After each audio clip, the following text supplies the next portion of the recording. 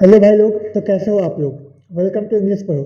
जैसे कि आपको पता है कि केवीएस सिचुएशन बेस्ड क्वेश्चन हम लोगों ने पहला वीडियो लाया था। अब ये इसका दूसरा पार्ट है कि इससे आपके क्वेश्चन बहुत बन सकते हैं, इवन के बनते हैं। कुछ मैंने स्टूडेंट से बात किया था जिन्होंने पहले इंटरव्यू दे रखा है, तो उन लोगों ने ये क्वेश्चन निकाला कि उनसे इवन के कॉन्सेप्चुअल टीचर्स में इस बार जिन्होंने इंटरव्यू दिया है, उन्होंने बताया कि उनसे इस तरीके के क्वेश्चन किए गए हैं। तो वही मैं आपके लिए लेके आया हूँ। तो चलिए सीधे अब स्टार्ट करते हैं अपना वीडियो। हमारा वीडियो है क्या, पहला हमारा जो टॉपिक है वो explain teaching philosophy. Teaching philosophy आखिर होता क्या है, इसका मतलब क्या है, पहले तो क्वेश्चन समझिए। टीचिंग फिलॉसफी मीन्स होता है कि आप टीचिंग एज ए प्रोफेशन को किस व्यू से देखते हैं, आपका पर्सपेक्टिव क्या है टीचिंग के लिए।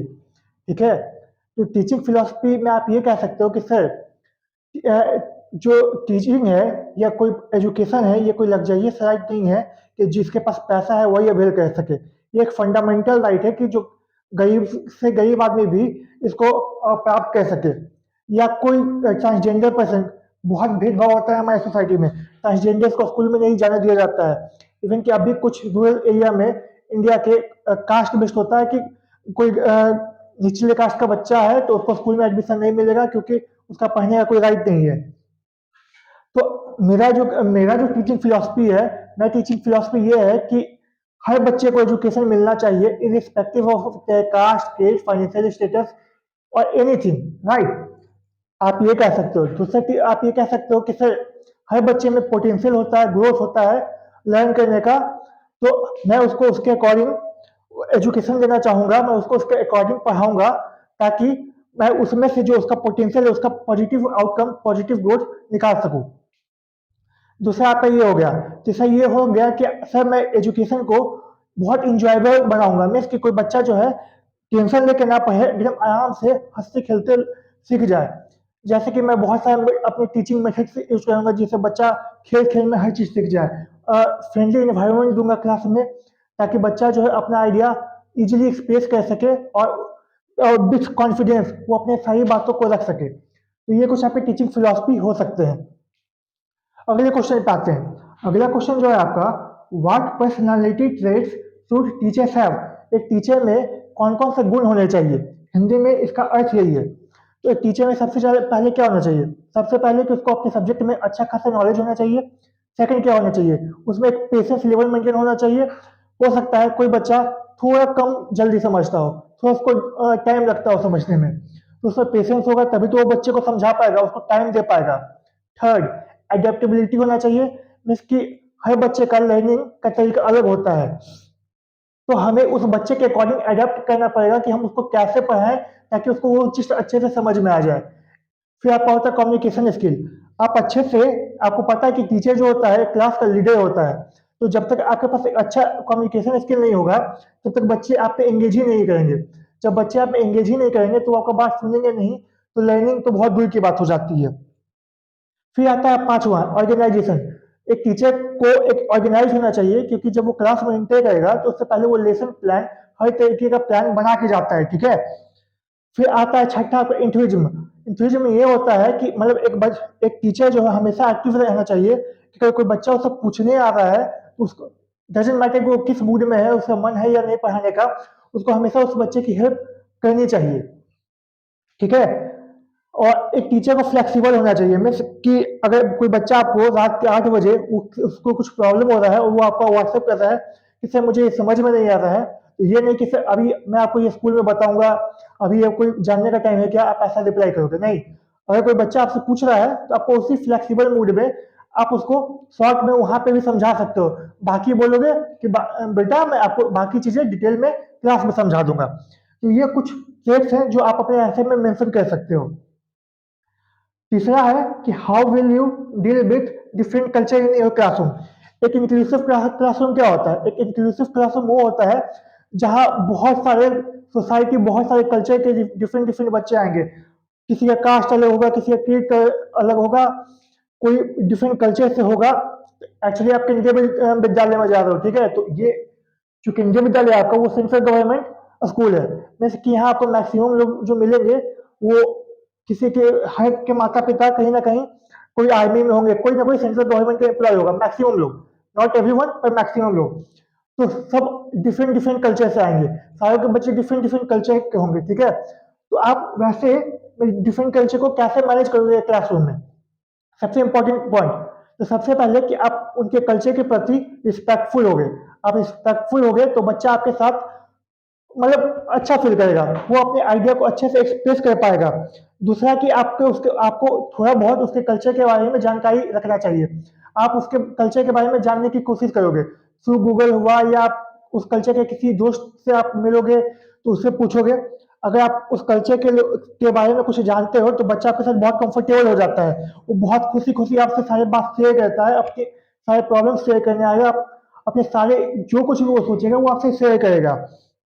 प्लस बहुत सारे लोगों का है कि कुछ स्टीरियोटाइप कर देते हैं, जैसे बिहार के बारे में, तो बिहार के बारे में बहुत सारे स्टीरियोटाइप बना हुआ है। तमिलनाडु के बारे में तो उसके बारे में बहुत सारे स्टीरियोटाइप बना हुआ है। यूपी है तो यूपी के बारे में बहुत सारे स्टीरियोटाइप बना हुआ है। तो उस स्टीरियोटाइप से बचिएगा, क्योंकि जो स्टीरियोटाइप होता है वो सच नहीं होता है। आपको वो उससे बचना है और बच्चों को अवेयर करना है कि ये गलत बात है, ये स्टीरियोटाइप है, ऐसा नहीं है। और उसको आपका जो सही जवाब होगा आप उसको वो दोगे, वो समझाओगे, ठीक है। अगला क्वेश्चन हमारा आता है, अच्छा इसमें एक चीज और भी कह सकते हो कि डिफरेंट कल्चर के बच्चे हैं, डिफरेंट कल्चर के बच्चे हैं तो उनको वेराइटी ऑफ टीचिंग मेथड से आप उसको पढ़ा सकते हो, ठीक है। अगर variety of teaching technique method use करोगे उनके कल्चर के अकॉर्डिंग तो उनको बहुत जल्दी समझ में आएगा। प्लस आप ओपन कम्युनिकेशन भी करोगे, या आप हो सकता है कि आप ग्रुप डिस्कशन भी करवाओ, ताकि एक दूसरे के कल्चर के बारे में, ताकि ताकि बच्चे जो है अपने पीयर ग्रुप में ही अपने कल्चर के बारे में बताएं, एक दूसरे के कल्चर के बारे में जाने समझे। इससे क्या होगा कि क्लास का इन्वायरमेंट अच्छा होगा, पीयर ग्रुपिंग अच्छी होगी और आपका क्लास बहुत डिसिप्लिन हो जाएगा और उसको आप बहुत अच्छे से संभाल पाओगे। फिर आता है कि how will you manage under performing students. जो कुछ बच्चे हैं जो आप क्लास में अच्छे नहीं कर पा रहे हैं, अब आप उसको कैसे मैनेज करोगे। ये एक बहुत बड़ा चैलेंज होता है टीचर के लिए। बहुत आपकी क्लास में अगर 100 बच्चे हैं, 100 बच्चे में 80 बच्चे जो है अच्छे 80% एवं ला रहे हैं, तो ये जो 20% बच्चे हैं वो आपके 50% भी टच नहीं कर पा रहे हैं, तो आप उसको कैसे मैनेज करोगे। तो सबसे पहले तो आप उससे बात करोगे। जब बात करोगे तो आइडेंटिफाई करने की कोशिश करोगे कि आखिर उस बच्चे में प्रॉब्लम है क्या, वो क्यों ऐसा अच्छा परफॉर्म नहीं कर पा रहा है। एक बार जब आप पता कर लोगे कि क्या प्रॉब्लम है, उसके बाद एक अपनी बिहेवियर टीचिंग करोगे। आप उसको एक टारगेट सपोर्ट दोगे कि अच्छा इस बच्चे में ये प्रॉब्लम है, तो मैं उसको उस तरीके का सपोर्ट दूंगा, ठीक है। फिर उसके बाद आप उसे एक रियलिस्टिक गोल सेट करोगे।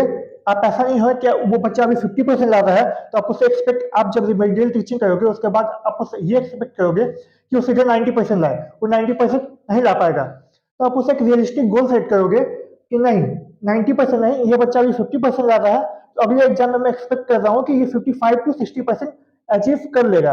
आप उसको इस चीज में हेल्प करोगे। प्लस आप उसको इंकरेज करोगे, हमेशा इंकरेज करोगे कुछ अच्छा करने के लिए, आप उसको सपोर्ट दिखाओगे। बच्चा इंकरेज या मोटिवेट फील करेगा तो वो ऑटोमेटिक है कि अच्छा करेगा, ठीक है। अगला क्वेश्चन है आपका, how can you make learning more fun with students, ठीक है। ये आपका क्वेश्चन है, how can you make learning more more fun for students. आप बच्चों के लिए पढ़ाई लिखाई जो है बहुत इंटरेस्टिंग क्यों बनाओगे, क्योंकि आप देखोगे कि बच्चे जो है आपके टेक्स्ट बुक पढ़ते पढ़ते कहीं ना कहीं बोर हो जाते हैं, उनको इन सब चीजों में मन ही नहीं लगता है कि क्या है पढ़ाई लिखाई से अच्छा कितने अच्छा ग्राउंड में खेलते कूदते। तो आप इसको इंटरेक्टिव कैसे बना सकते हो, तो आप इसका सबसे अच्छा उपाय है कि आप इसका कुछ टेक्नोलॉजी का यूज करो, उनसे क्विज करवाओ। अगर आपको ईवीएस का चैप्टर पढ़ा रहे हो, अगर आप उसको वाटर के बारे में बता रहे हो, वाटर पॉल्यूशन के बारे में बता रहे हो, तो आप एक वीडियो उनको दिखाओ कि देखो वाटर पॉल्यूशन क्या होता है, वाटर पॉल्यूशन में अलगी क्या होता है, फंगी कैसे, अलगी कैसे लग जाता है, आपके जो जल के नीचे रहने वाले जीव जंतु है उनको कैसे दिक्कत होती है, आप प्लास्टिक फेंकते हो उसका इन्वायरमेंट पे क्या इम्पैक्ट पड़ता है। आप उनको इंटरेक्टिव क्विजेस दो, ये टेक्नोलॉजी की हेल्प से ही हो सकता है, ठीक है।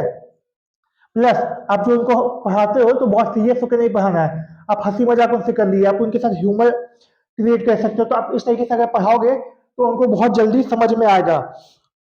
प्लस जो टॉपिक है उसको रिलेवेंट रखो, ठीक है, रियल लाइफ से। जैसे आप एडिशन ही पढ़ा रहे हो, ठीक है, तो आप एडिशन को ऐसे पढ़ा सकते हो कि देखो आपके रिश्तेदार आए आपके घर पे, ठीक है, आपके रिश्तेदारों ने आपको 100 रुपए दिए, फिर आपकी मौसी आती है तो फिर मौसी ने भी आपको 50 रुपए दिए। ऐसा होता है रियल लाइफ में, रिश्तेदार आते हैं बच्चों को पैसा देते हैं, तो इस तरीके से रियलिस्टिक लाइफ उनको अगर जोड़ के कुछ पढ़ाओगे तो उनको बहुत जल्दी से समझ में आएगा, ठीक है। फिर उनको जो है आप ऐसे एक ग्रुप बना सकते हो, पीयर ग्रुप बना के उनको कुछ टॉयज दे सकते हो, टॉयज देकर उनको खेलना सिखा सकते हो, या कुछ रियल लाइफ से बेस्ड कुछ कोई भी सामान दे सकते हो और उसको उस रियल लाइफ से कनेक्ट करके पीयर ग्रुप में कोलैबोरेट करके सिखा सकते हो। अगला आता है कि how will you evaluate your student. जैसे एक बच्चे को आप कैसे इवेल्युएट करोगे। आपने ऑलरेडी पेडागोजी में पढ़ रखा होगा कि फॉर्मेटिव असेसमेंट मतलब जब पढ़ा रहे हैं उसके उसी के बीच बच्चों से पूछ रहे हैं कि उसको कहाँ दिक्कत हो रहा है, उसको चेक कर रहे हैं और फिर वहीं पे उसका रिमेडियल टीचिंग कर दे रहे हैं। दूसरा आता है आपका समेटिव असेसमेंट। तो समेटिव असेसमेंट आखिर होता क्या है।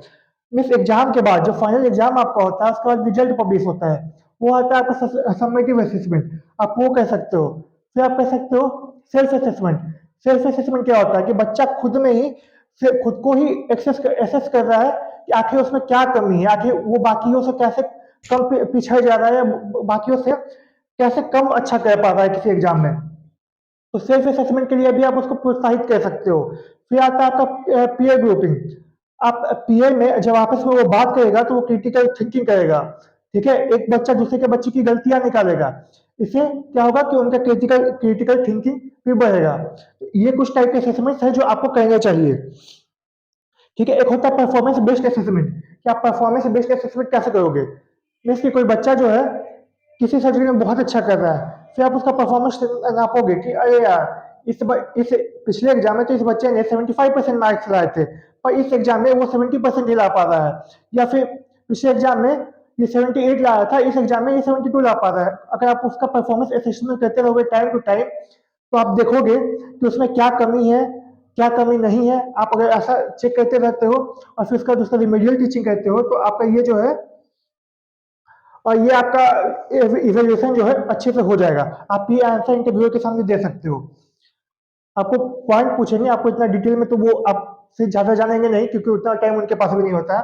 तो आप ऐसे बोलोगे sir performance assessment, formative assessment, summative assessment, फिर आपका हो गया पीयर असेसमेंट, सेल्फ असेसमेंट। तो ये कुछ टाइप के असेसमेंट है जो मैं यूज करूंगा या करूंगी। अगला क्वेश्चन है आपका what do you consider unique about your teaching. Means आप अपने टीचिंग के बारे में बताइए कि आपका टीचिंग क्यों यूनिक है, आपको क्यों वो हायर करे, ठीक है। अगला क्वेश्चन वैसे वो है पर क्या आपकी यूनिक आपके टीचिंग में ऐसा क्या यूनिकनेस है। तो आप बताओगे कि सर मैं बहुत एडेप्टेबल हूँ, मैं बच्चों के अकॉर्डिंग अडेप्ट कर जाता हूँ, मैं बहुत क्रिएटिव हूँ, मैं मतलब मेरे पास अलग अलग तरीके हैं जिससे मैं बच्चों को कोई चीज़ समझा सकूँ, मैं फ्लैक्सीबल हूँ। इस बच्चे अगर कभी भी आएंगे इवन कि स्कूल खत्म होने के बाद भी अगर वो मुझसे कुछ टाइम मांगेंगे तो मैं वो टाइम उनको दे दूंगा, ठीक है। इस तरीके का कुछ आपको आंसर बना के यहाँ देना है। अब अगला जो सबसे मेन क्वेश्चन है, ये क्वेश्चन पक्का होगा ही होगा आपका आपसे कि why do we hire you, मैं आपको क्यों हायर करूं। तो वहां आप अपने ट्रिक से बताओगे कि आप में ऐसा क्या चीज है, आप में ऐसा क्या गुण है कि आपको वो हायर करे। ये आप पे डिपेंड करता है कि आप में क्या गुण है। फिर भी मैं आपको कुछ एग्जांपल दे देता हूँ। जैसे सर मेरे पास बहुत सारी टीचिंग स्किल्स है, मैं बहुत प्लेवे मेथड में बच्चों को कुछ समझा सकता हूँ। आप बता सकते हो सर मैं बहुत इंटरेक्टिव तरीके से बच्चों को समझा सकता हूँ, मैं बहुत ज़्यादा बोर्ड या बुक्स नहीं, मैं बस उनको खेल खेल में कोई चीज़ सिखा सकता हूँ। आप कुछ इस तरीके का जो भी आप में गुण है, या आप ये बोल सकते हैं सर मेरे पास बहुत अच्छा कम्युनिकेशन स्किल है, मैं अपने साथ बच्चों को सारे बच्चों को इंगेज कर सकता हूँ या कर सकती हूँ। जब आप ये बोलते हो ना तो इस पे उनका बहुत ध्यान रहता है, इस क्वेश्चन पे why do we hire you. वो जानना चाहता है कि आप में क्या कैपेबिलिटी है। इसका आंसर आपको खुद से अच्छे से बना के जाना है। मैंने आपको आइडिया दे दिया कि आपको क्या बोलना है। आप अपने कम्युनिकेशन स्किल के बारे में बता सकते हो, आप अपने टीचिंग मेथड्स के बारे में बता सकते हो, या आप में जो भी गुण है, ठीक है, आप में वो जो भी गुण है आप उसके बारे में उनको बता सकते हो। अगला क्वेश्चन आता है how will you deal with disobedient student. Means आपके स्कूल में जो है, आपके क्लास में जो है बहुत सारे ऐसे बच्चे हैं जो उपद्रव मचाए हुए हैं, जो न पढ़ने देते हैं न पढ़ाने देते हैं। ये हर क्लास में होता है, जब आप बच्चे थे तो आपके क्लास में भी होगा, मेरे क्लास में भी था। तो क्यों ऐसा, इसका क्या कारण है। तो सबसे पहले आप बोलोगे सर मैं सबसे पहले तो जानना चाहूंगा या जानना चाहूंगी कि आखिर बच्चे को दिक्कत क्या है, उसको दिक्कत क्या आ रहा है, क्या वो मैं जो पढ़ा रहे हैं वो उसको समझ में नहीं आ रहा है, या उसको कुछ उसका कुछ बीमार है या डिसऑर्डर है, या उसके साथ प्रॉब्लम क्या है, या कोई उसको बच्चे उसको तंग कर रहे हैं, प्रोवोक कर रहे हैं, ये करने के लिए मैं पहले रीजन जानना चाहूँगा। रीजन जानने के बाद मैं उससे बात करूँगा उस टॉपिक के बारे में। बात करने के बाद मैं उसको एंगेज करूँगा या करूँगी उस टॉपिक के लिए, ठीक है? मैं उसको कुछ टॉपिक दे दूंगा जिसमें वो बच्चा एंगेज हो जाएगा। फिर मैं उसको एक पीयर ग्रुपिंग करूंगा, पीयर ग्रुपिंग में उसको लीडर बना दूंगा, ताकि उस बच्चे पे एक रिस्पॉन्सिबिलिटी आए। जब रिस्पॉन्सिबिलिटी आएगा तो डिसएबिलिटीज जो उसका है वो ऑटोमेटिकली कम हो जाएगा, और वो जो है क्लास में वो भी कंट्रीब्यूट अपना करना शुरू करेगा। अगला क्वेश्चन जो है आपका, what is the difference between assessment and evaluation. ये क्योंकि आपका पेडागोजी में पढ़ाया गया है तो मैं आपको यहाँ नहीं बताऊंगा, ये आपको कमेंट सेक्शन में नीचे लिखना है। एक बात और, मैंने नोटिस किया है कि कुछ बच्चे तो लिखते हैं पर बहुत सारे बच्चे नहीं लिखते हैं, तो प्लीज आप लिखा करो, क्योंकि जो कुछ बच्चे लिख रहे हैं ना तो वो इंटरव्यू में आपसे बहुत आगे निकल चुके हैं, इसलिए क्योंकि वो उनका माइंड हमेशा वर्क कर रहा है, वो क्वेश्चन देख रहे हैं डायरेक्ट आंसर बना के लिख दे रहे हैं। इसलिए मैं कहता हूँ कमेंट सेक्शन में लिखो। कमेंट सेक्शन में लिखने से ये होता है कि आपसे डायरेक्ट क्वेश्चन आया, आपके दिमाग में जो आया आपने वहां पे लिख दिया। अगर आप सोचते हो कि नहीं यार क्यों लिखो, अभी थोड़ी अभी लिख के कोई फायदा थोड़ी है, तो वहां पे भी आप वैसे, वहां पे तो और वैसा माहौल होगा जहां आप बहुत नर्वस रहोगे, पांच पांच लोग आपके सामने होंगे, तो वहां आप बोलोगे कैसे। तो आपको हमेशा अपने माइंड को एक्टिव रखना है। जैसे ही आपको क्वेश्चन दिखे, आपके मन में जो भी सही आंसर है आप नीचे लिख दो। बाकी आपको आपका जो सारा क्वेश्चन है इसका आंसर जो है आपको टेलीग्राम ग्रुप में मिल जाएगा। टेलीग्राम ग्रुप का लिंक जो है डिस्क्रिप्शन बॉक्स में नीचे होगा, ठीक है? नहीं तो आप यहाँ से भी सर्च कर सकते हो, इंग्लिश पढ़ो। इंग्लिश पढ़ो सर्च करोगे तो आपको वो चैनल मिल जाएगा, नहीं तो डिस्क्रिप्शन बॉक्स में मैं इसका लिंक दे दूंगा, आपको वहां से ये मिल जाएगा। अगर आपको ये वीडियो पसंद आया हो तो इसको लाइक करें, सब्सक्राइब करें, शेयर करें अपने दोस्तों के साथ। अब हम लोग मिलते हैं अपने अगले नेक्स्ट वीडियो में। Thank you, have a nice day.